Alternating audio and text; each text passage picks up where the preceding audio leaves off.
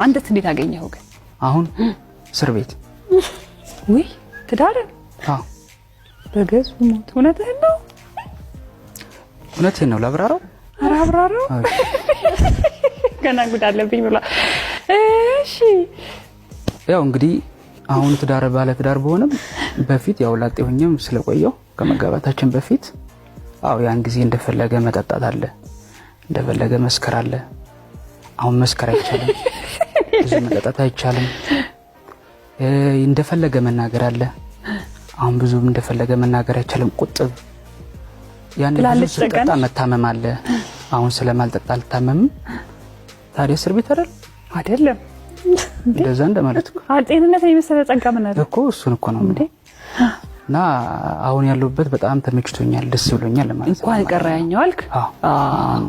እንኳን ተመቸኝ። ሁላችሁም ይመቻችሁ። እኔና እናንተ ይሄን ያህል ከተዋወቅን ዛሬ መጀመሪያ ሚስቶችን ልሸኝና ከዛ ከባሎች ጋር ቆይታ አድርገን ተመልሰን ብንገናኝ ቅር ይላችኋል? እሺ እናንተ ልሸኝ